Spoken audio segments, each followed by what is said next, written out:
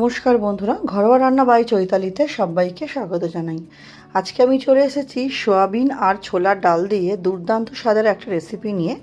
তার জন্য আমি এখানে 10 টাকার যে সোয়াবিনের প্যাকেটগুলো হয় সেই সোয়াবিনের প্যাকেট একটা নিয়েছি। তো গরম জলের মধ্যে সোয়াবিনটা দিয়ে হালকা একটু নুন দিয়ে এটাকে আমি একটু হালকা সেদ্ধ হতে দিলাম, মানে ফুটবে না, গরম জলের মধ্যে কিছুক্ষণ ভিজিয়ে রাখার পর সেটা নাবিয়ে একটা ঠান্ডা জলের বাটির মধ্যে দিয়ে দিচ্ছি সোয়াবিনগুলো, মানে নর্মাল টেম্পারেচারে জলটা থাকে সেটা ঠান্ডা হয়ে যাওয়ার পর চিপে জলটা চিপে নিয়ে আমি একটা বাটির মধ্যে সোয়াবিনগুলো দেখুন তুলে নিয়েছি। অন্যদিকে একটা কড়াই বসিয়ে দিয়েছি, কড়াইতে দিয়ে দিয়েছি সাদা তেল 2 চামচ মতো দিয়ে সোয়াবিনগুলো একটু আমি ভালো করে ভাজা করে নেবো। যেহেতু সোয়াবিনটা যখন গরম জলে ভিজিয়েছিলাম তখন তো অল্প নুন দিয়েছিলাম, তাই ভাজার সময় এখন আর নুন দেবো না, তাহলে বেশি যদি নুন কাটা হয়ে যায়, তাই জন্য এখন আর নুন দিলাম না। সোয়াবিনটা একটু ভালো মতো আমি একটু ভাজা করে নেব। প্রথম দিকে একটু কড়াইতে লেগে গেলে যখন দেখবেন ভাজা হয়ে গেছে তখন দেখবেন কড়াইতে কিন্তু আর সোয়াবিনটা লাগছে না, তখন সুন্দরভাবে সোয়াবিনগুলো উঠে যাবে। সোয়াবিনগুলো ভাজা করে নিয়ে আমি একটা বাটির মধ্যে নামিয়ে দেবো। আর অন্যদিকে আমি একটা প্রেশার কুকারের মধ্যে ছোলার ডালটা কিন্তু আমি 3-4বার ভালো মতো জল দিয়ে ধুয়ে নিয়েছি, কারণ ডালে অনেক রকম ময়লা থাকে। নিয়ে ডালটা প্রেশার কুকারের মধ্যে দিয়ে দিলাম, দিয়ে এর মধ্যে পরিমাণ মতো নুন আর হলুদ দিয়ে ডালটা আমি সিটি মেরে নেবো, যাতে ডালগুলো একদম গলে না যায়, যেন একটু গোটা থাকে অথচ যেন সেদ্ধ হয়, সেরমভাবে করে নেবো। আর এই দিকে আমার সয়াবিনগুলো ভাজা হয়ে গেছে। কড়াই বসিয়ে দিয়ে তার মধ্যে দিয়ে দিয়েছি আরও 2-3 চামচ তেল, দিয়ে ফোড়ন দিলাম গোটা গরম মশলা, 2টো তেজপাতা আর 1 চামচ মতো সাদা গোটা জিরে দিয়ে ফোড়নটা আমি একটু ভালো মতো ভাজা করে নেবো। ফোড়নটা একটু যখন দেখবো সুন্দর গন্ধ বেরোচ্ছে ফোড়ন থেকে, আমি একটা বড় সাইজের পেঁয়াজ কেটে রেখেছিলাম কুচি করে, সেই পেঁয়াজটা এর মধ্যে দিয়ে ভালো মতো পেঁয়াজটা কিন্তু আমি একটু ভাজা করে নেবো। পেঁয়াজটা একদম কালার মানে লালচে হওয়ার প্রয়োজনই, হালকা একটু কালার চেঞ্জ হওয়া অবধি পেঁয়াজটা আমি একটু কিন্তু ভাজা করে নেবো। দেখুন পেঁয়াজটা সুন্দর করে ভাজা হয়ে গেলেই দেখবেন পেঁয়াজটা একটু কালারটা চেঞ্জ হচ্ছে। এরপর আমি একটা মশলা বেটে রেখেছিলাম 10-12টা রসুনের কোয়া, 1 ইঞ্চি আদা আর 2টো শুকনো লঙ্কা, সেই পেস্টটা আমি এর মধ্যে দিয়ে দিলাম। শুকনো লঙ্কার জায়গায় আপনারা চাইলে কাঁচা লঙ্কাও বাটতে পারেন। মশলাটা দিয়ে পেঁয়াজের সাথে ভালো মতো কষিয়ে নিলাম। কষতে যখন দেখব মশলা থেকে আমার তেল বেরিয়ে এসেছে, এর মধ্যে আমি অল্প একটুখানি জল দেবো, কারণ তারপর আমি এর মধ্যে গুঁড়ো মশলা দেবো, যাতে গুঁড়ো মশলা পুড়ে না যায়, তার জন্য আমি সামান্য একটু জল দিয়ে দেবো। সামান্য একটু জল দেওয়ার পর এর মধ্যে আমি গুঁড়ো মশলাগুলো ব্যবহার করব। জল দিয়ে একটু ভালো মতো মিশিয়ে নিলাম, তারপর গুঁড়ো মশলাগুলো দেবো। গুঁড়ো মশলার মধ্যে আমি দিয়ে দেবো হচ্ছে 1/2 চামচ মতো হলুদ গুঁড়ো, দিয়ে দেবো হচ্ছে জিরে গুঁড়ো 1/2 চামচ মতো, ধনে গুঁড়ো দেবো 1 চামচ মতো, কাশ্মীরি লঙ্কার গুঁড়ো দেবো আমি এখানে 1 চামচ, সবই ছোটো চামচ মেপেই দিচ্ছি। দিয়ে দেবো হচ্ছে স্বাদ অনুযায়ী নুন। সমস্ত গুঁড়ো মশলাগুলো দিয়ে খুব ভালো মতো আমাকে কিন্তু এটা কষিয়ে নিতে হবে। গুঁড়ো মশলা দেওয়ার পর একটু হালকা এটা শুকনো লাগছে, যাতে নিচে ধরে না যায়, তার জন্য আমি এর মধ্যে আরও একটুখানি জল দেবো, কিন্তু তার আগে মশলাটা আমাকে ভালো মতো কষিয়ে নিতে হবে।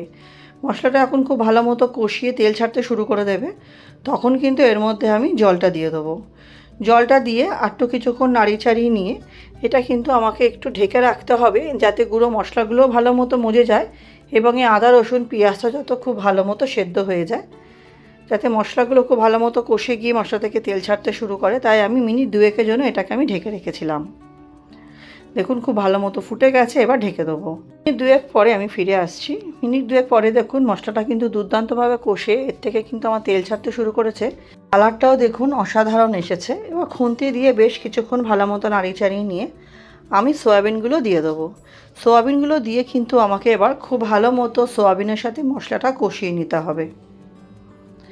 সয়াবিনের সাথে মশলাটা খুব ভালো মতো কষিয়ে নিলে কী হবে, সয়াবিনের মধ্যে পুরো তেল মশলাটা ঢুকে যাবে, এতে সয়াবিনটা খেতে কিন্তু দুর্দান্ত হয়ে যাবে। সয়াবিন দিয়ে মশলাটা কিছুক্ষণ কষিয়ে নেওয়ার পর এর মধ্যে আমি একটা টমেটো সরু পাতলা করে কেটে দিয়ে দিলাম, যাতে টমেটোটা যখন সয়াবিনটা যখন আমি কষাবো মশলার সাথে, তার সাথে টমেটোটা দিলাম, যাতে টমেটোটাও তাড়াতাড়ি গলে যায়। এবার টমেটোটা দিয়ে খুব ভালো মতো সয়াবিন আর মশলার সাথে টমেটোটাও আমাকে কষিয়ে নিতে হবে, যতক্ষণ না টমেটোটা একটু নরম হচ্ছে। কষাতে দেখবেন টমেটোটা নরম হয়ে আসবে, তখন এর মধ্যে আমি দিয়ে দেবো যেই ছোলার ডালটা আমি সেদ্ধ করে রেখেছিলাম, সেই ছোলার ডালটা আমি কিছুক্ষণ এটাকে ঢেকে রাখবো, যাতে টমেটোটা আরেকটু নরম হয়ে যায়, মিনিট 2-এর মতো। মিনিট দুয়েক পরে দেখুন আমার কিন্তু টমেটোটা খুব সুন্দরভাবে কিন্তু আমার সেদ্ধ হয়ে গেছে, একদম নরম হয়ে গেছে। আরটি কিছুক্ষণ নাড়াচাড়া করে নিয়ে আমি এর মধ্যে দিয়ে দেবো হচ্ছে ছোলার ডালটা। ছোলার ডালটা প্রেশার থেকে আমি হাতার সাহায্যে ছোলার ডালগুলো ছেঁকে ছেঁকে প্রথমে দিয়ে দেবো, আগে জলটা দেবো না। ডালটা দিয়ে প্রথমে ডালটার সাথে আমাকে সয়াবিনটা মশলাটা কষিয়ে নেবো। তারপর যেই জলের মধ্যে ডালটা সেদ্ধ করেছিলাম সেই জলটা কিন্তু ফেলে দেবো না, সেই জলটা দেবো আমি এর মধ্যে। আগে ডালটা দিয়ে খুব ভালো মতো আমি একটু সয়াবিনের সাথে ডালটা কিন্তু আমি কষিয়ে নেব। আমার রেসিপি আপনারা কে কোথা থেকে দেখছেন অবশ্যই জানাবেন বন্ধুরা। আপনাদের সুন্দর সুন্দর কমেন্টগুলো পড়তে যেমন ভীষণ ভালো লাগে, আপনাদের কমেন্টেই কিন্তু আমি রান্না করার উৎসাহ পাই। চ্যানেলে নতুন বন্ধু হয়ে থাকলে চ্যানেলটি সাবস্ক্রাইব করে পাশে থাকা অনুরোধ রইল।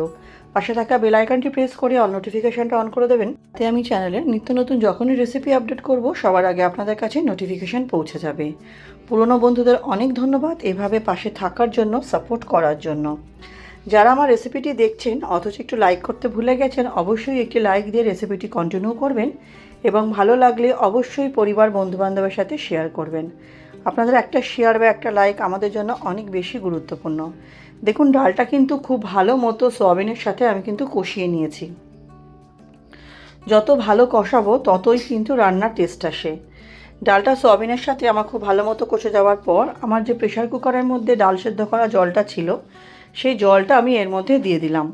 সেই জলটা দিয়ে আমি খুন্তি দিয়ে খুব ভালো মতো কিন্তু জলের সাথে মিশিয়ে নিলাম। সয়াবিন আর ডালটা মিশিয়ে নেওয়ার পর এটা কিছুক্ষণ আমি ফুটতে দেবো।